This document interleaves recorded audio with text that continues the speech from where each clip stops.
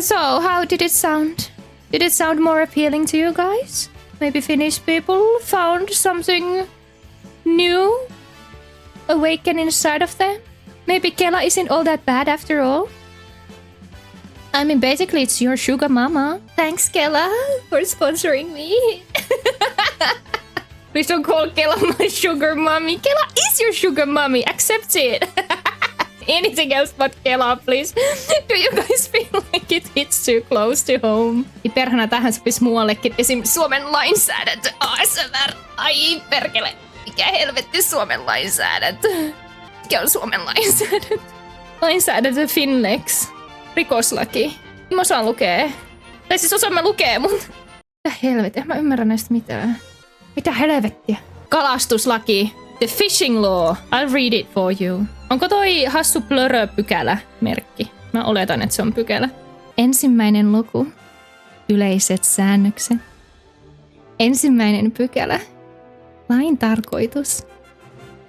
Tämän lain tarkoituksena on parhaaseen käytettävissä olevaan tietoon perustuen järjestää kalavarojen ekologisesti, taloudellisesti ja sosiaalisesti kestävä käyttö ja hoito siten, että turvataan kalavarojen kestävä ja monipuolinen tuotto, kalakantojen luontainen elinkierto sekä kalavarojen ja muun vesiluonnon monimuotoisuus ja suojelu.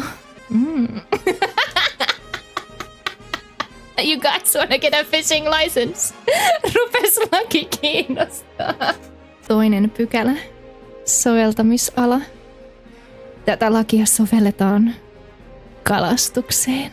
Vesilain suluissa 587/2011 ensimmäisen luvun 3. pykälä. En mä tiedä, onko toi pykälä vai artikla vai mikä. Anteeksi. Ensimmäisen momentin toisessa kohdassa tarkoitetulla vesialueella. 2.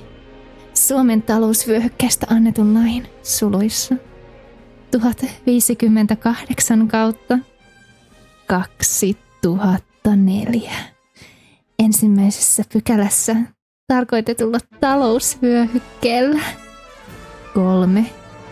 Vesialueen rajan ulkopuolella olevalla tulva-alueella, kun se on veden peittämä.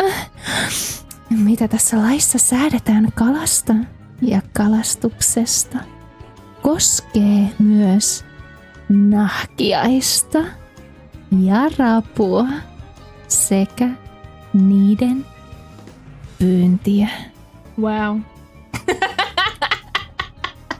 I would have gone to law school if the teachers thought like this. Oh, God. Please turn these into YouTube videos so law students will have better chances of graduating.